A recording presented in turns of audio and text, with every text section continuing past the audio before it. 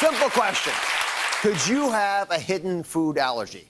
Well, millions of you are walking around with a hidden food allergy that's lurking inside your body and you don't even know it.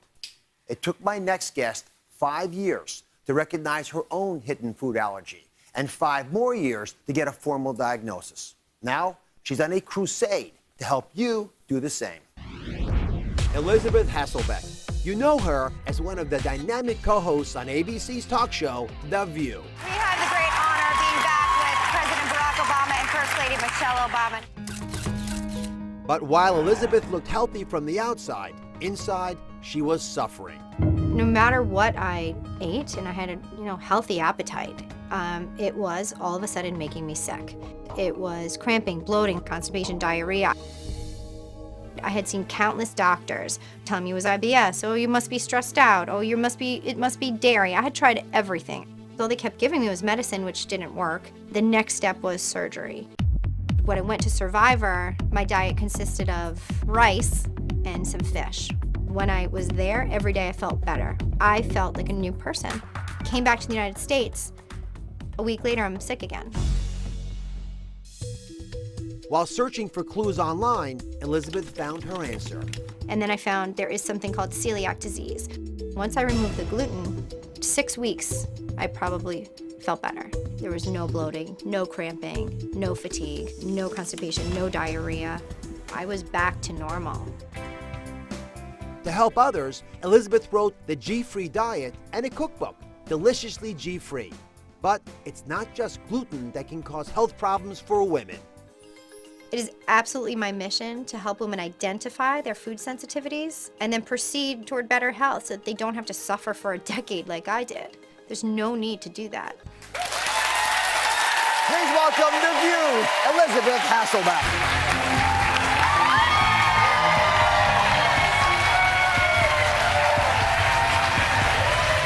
I feel so much better now. You look great. How are you? How are you? Oh, I Thank love you. having you, Elizabeth. Hi, everybody. Oh, thanks. Oh, I love having you on the show. I love being here anytime. So let me just catch everyone So up. I'm feeling a little sick. You are? No, Oh, I just want to talk to you. Well, I love having you here. And bring everyone up to date here. Elizabeth's, you came here today. She's going to sound the alarm on an even bigger issue than her gluten insufficiency, because there are up to 200 million people. That's more than half the population who have hidden food allergies that are making them sick. Yes. So I'd love to start off by understanding why you want to go into this crusade. Why do you feel so passionately about getting women to wake up to hidden food allergies? Well, first of all, I think women in particular tend to deal with their symptoms slightly better than men. No offense, Dr. Oz. I do think that we are used to sort of cycles of our body feeling well and then not and dealing with it. I mean, how many women do you know through the day, right, that say, I'm feeling so bloated. We see this all the time. Well, we have to understand why. And I think that, it took me so long to get a proper diagnosis. You mentioned 10 years before I got a formal diagnosis about my celiac disease. 5 before I started actually doing something about the pain and realizing what it was. I think that what that did was open up the dialogue for me with others about what they're feeling and why they're feeling so poorly, why their body's really not the best it can be, and then what can be done about it. And I think the main thing that needs to be looked at is food. And we pay attention to it with kids. I mean, you walk into a school, what kid has what food sensitivity. They're basically walking around with stickers on them. Right. I can't have nuts, I can't have seeds, I can't have this, I can't have that.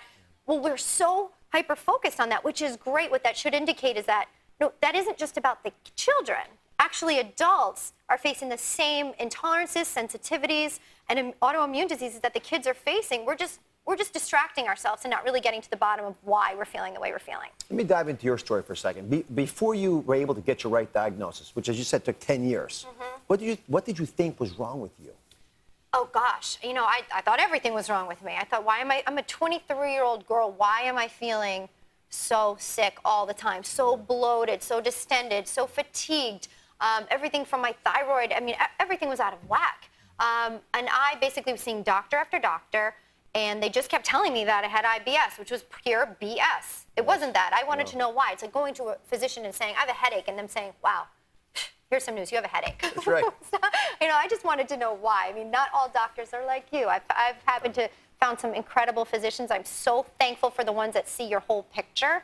And I think that you're the leader of the pack there, and I'm thankful for that. I'd love you to help me with a little demonstration. Sure. I want to explain why I think so many folks miss their hidden food allergy. Okay. So come on over. Sure thing. And if you understand this, you'll appreciate why Elizabeth was misdiagnosed for 10 years and why so many folks struggle.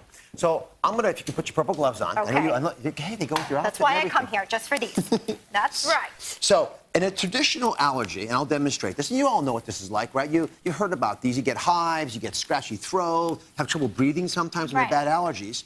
When you have a food allergy, let's say the peanut allergy, and that happens, a classic reaction is you get the allergy because you drink it down, and it gets into your intestinal system. This is your intestines, and guess what happens? As it mixes up with your intestinal system, you start to get irritation there. And then when that food's being digested, you start to get this raging fire inside your belly. It's an immediate response. It's not subtle. You know this is not right.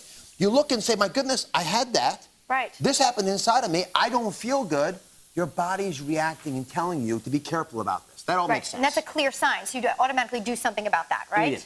Right. Now, let's talk about what happened to you and what's happening again to 200 million Americans. More than half the women in this country are suffering from this. Wow. Go ahead and pretend this is a hidden food allergy. Okay. Pour it onto the intestinal system, same way I did, no problem at all. And Elizabeth does it, and what happens? Well, nothing happens. Okay. And it's So- not just Elizabeth. So what's the problem now? Well, when you first eat the food, you don't have symptoms. Hours, days, weeks later, you can start to have subtle clues. There's a problem going on. And all of a sudden, it rages inside of you. You've got bloating, rashes. Something else happens. You're having trouble concentrating.